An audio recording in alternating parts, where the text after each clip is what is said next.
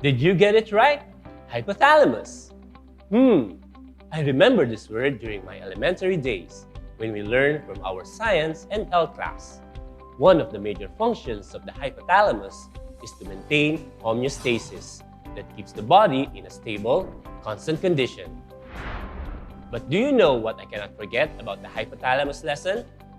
That it's not our heart that makes us feel giddy and lightheaded, or do unusual things when we see our crush or beloved. It's the hypothalamus.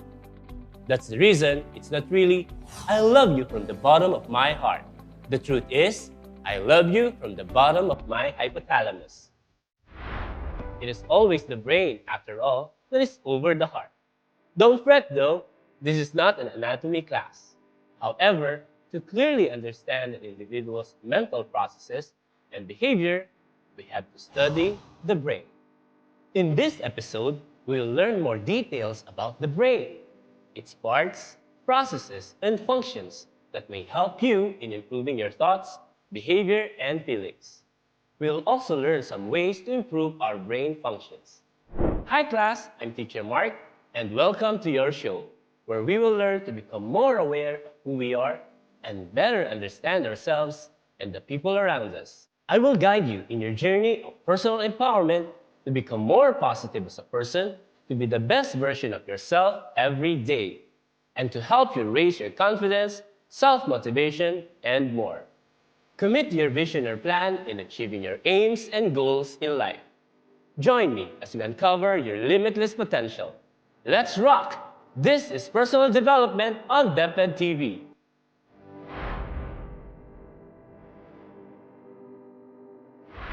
The brain is the most complex organ in the human body. It is composed of approximately 86 billion neurons that communicate in trillions of connections called synapses. It is always active and acts as the control center of the body. The brain only weighs about 3 pounds or 1.4 kilograms, which represents a mere 2% of the body's total weight. However, it uses a whopping 20% of our body's energy, and is surprisingly fatty. About 60% of the brain is fat. And of course, the brain is the seat of our intelligence. Our creativity, emotions, and memory are just a few of the many things governed by the brain. Lying in its bony shell and covered by protective fluid, the brain is the source of all the qualities that define our humanity. The brain works as a single organ, but it is divided into areas with their own unique expertise and function. The brain has 3 main regions: the forebrain, midbrain, and the hindbrain. Let's begin with the forebrain. The forebrain is in the uppermost region of the brain. It includes the cerebrum, thalamus, hypothalamus, and the limbic system. The cerebrum is the largest part of the brain, covered by the cerebral cortex. It regulates senses, memory, emotions, intellectual activities, and body movement, while the cerebral cortex is responsible for processing information is divided into hemispheres by a band of fibers called the corpus callosum. The right cerebral hemisphere controls the left side of the body, while the left cerebral hemisphere controls the right side of the body. Have you ever heard someone say that he tends to be more of a right brain or a left brain thinker? They say that left brain thinkers have strong math and logic skills, while right brain thinkers are told that their talents are more on the creative side. Given the popularity of this idea of right-brained and left-brained thinkers, it might surprise you to learn that this idea is just one of the many myths about the brain. According to a 2013 study from the University of Utah, brain scans demonstrate that activity is similar on both sides of the brain. regardless of one's personality. They studied the brain scans of 1,011 young people between the ages of 7 and 29 and divided different areas of the brain into 7,000 regions to determine whether one side of the brain was more active or connected than the other side. No evidence of sidedness was found. The researchers concluded that the notion of some people being more left-brained or right-brained is more of a figure of speech than an anatomically accurate description. So now that we've cleared that up, let's move on to a more detailed discussion of the cerebral hemisphere. Each cerebral hemisphere contains 4 lobes that share complex relationships: the frontal lobe, parietal lobe, temporal lobe, and occipital lobe. The frontal lobe is situated at the front part of the brain, which controls memory, emotion, stress response, speech, decision-making, and planning. The parietal lobe is situated near the back of the frontal lobe, which regulates sensory perception. The occipital lobe is situated at the back of the head, which regulates sight. It is responsible for receiving and processing visual information from the retina. The temporal lobe is in the lower lobe of the cortex, sitting close to ear level within the skull. It regulates memory, hearing, and comprehension. It is the home of the limbic system structures, including the amygdala and hippocampus. Let us explore the limbic system, the part of the brain involved in our behavioral and emotional responses, especially when it comes to behaviors we need for survival, feeding, reproduction, and caring for our young, and fight or flight responses. The limbic system is a complex set of structures that lies on both sides of the thalamus, just under the cerebrum. It includes the hypothalamus, the hippocampus, the amygdala, and several other nearby areas. It appears to be primarily responsible for our emotional life and has a lot to do with our memories. Imagine the limbic system as the headquarters of emotions in the control center inside one's mind that advises us in everyday life, like from the movie Inside Out. The thalamus connects areas of the cerebral cortex that sends, receives, and organizes information. It also plays a role in control of sleep and wake cycles. Try to imagine them as 2 traffic enforcers named Tala and Amos. The hypothalamus is located below the thalamus and above the brain stem. It is one of the busiest parts of the brain and is mainly concerned with homeostasis.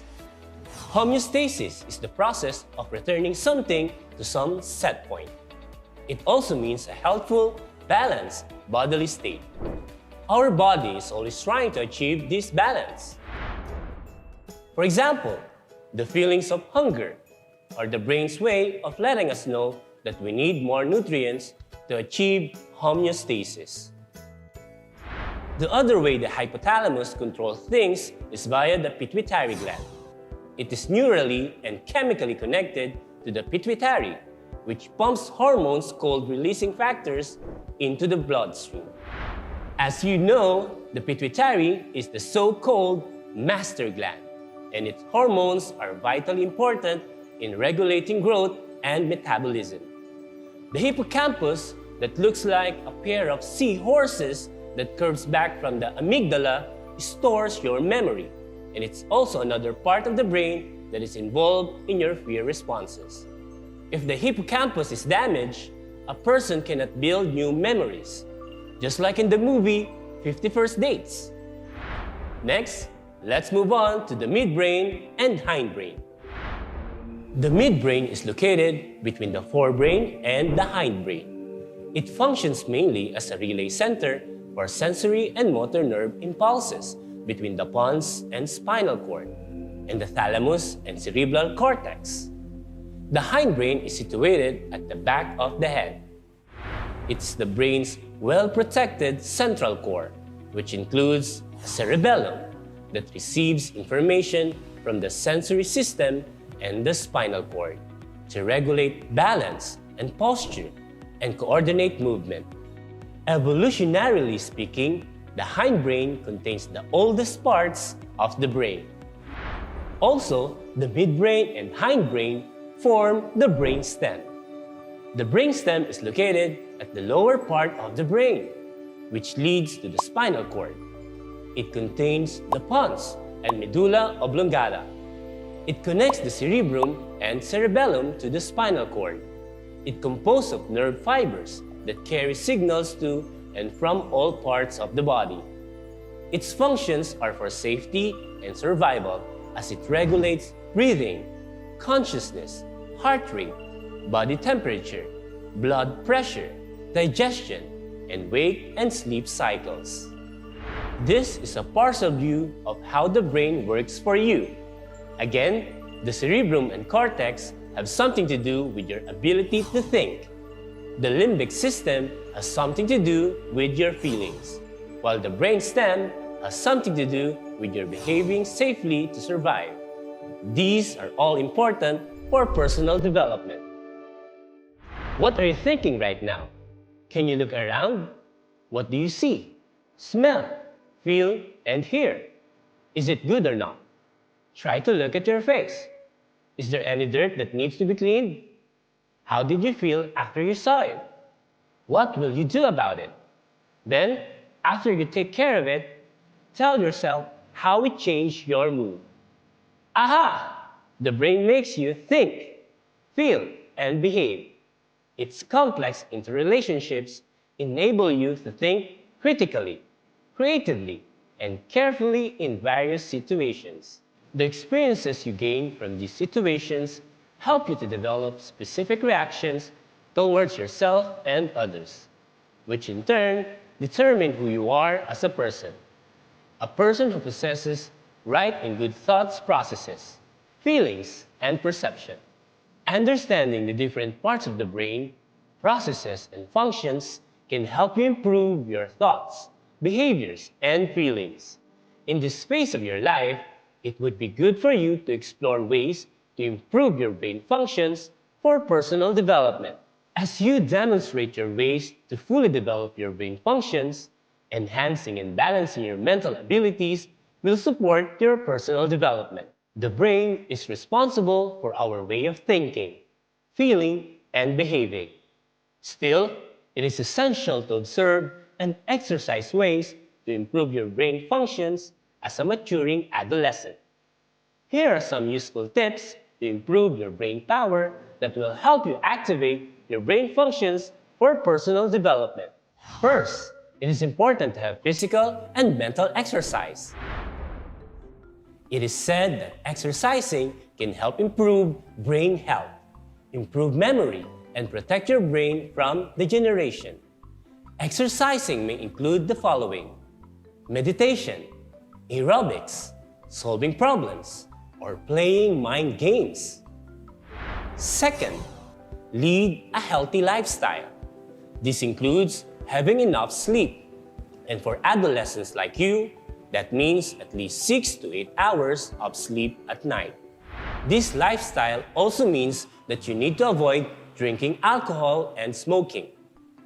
Did you know that smoking can cause a brain disorder called dementia? People who smoke more than 2 packs of cigarettes a day had twice the dementia rate when compared with non-smokers in their latter years. Lastly, it is also about proper food intake. It is important that we feed our brain as well.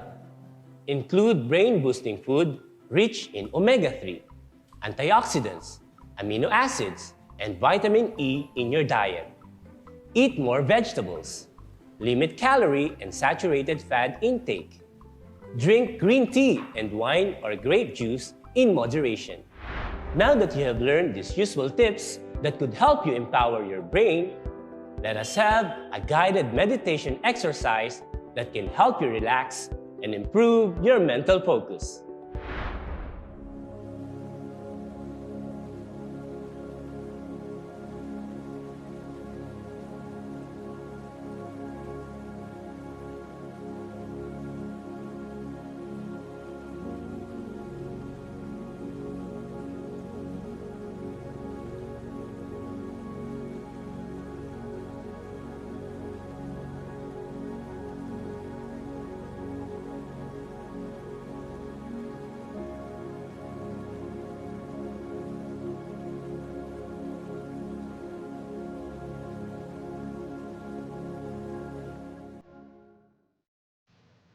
How do you feel now?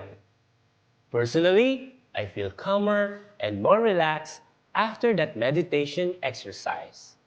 I hope that it also had the same effect on you, which is good because we are nearing the end of our episode and it may be time for you to relax even more. But before I let you go, here are some of my tips. Turn off negative thoughts in your mind. Positive thinking, especially in the future tense, speeds up the creation of cells and dramatically reduces stress and anxiety. So, think positive. Stay curious and train your brain to innovate and create fresh ideas. When you experience something new, that actually stimulates your brain. Keep on reading. Imagination is a great way to train your brain. So here's what I would like you to do for your assignment. Take a selfie showing how you can improve your brain functions for your personal development and use the hashtag MyPDJourney and hashtag DepEd TV. Before we end our episode today, let me share this quote. Be the engineer of your brain. Maintain and operate it to be always in its perfect condition. Love your brain. Your mind is powerful. Think positive and positive things will happen. Always be mindful. Be in the present moment. This is Teacher Mark. I see greatness in you. Know your worth, make a habit of developing yourself, and be your best version every day. See you in our next episode on personal development on DepEd TV.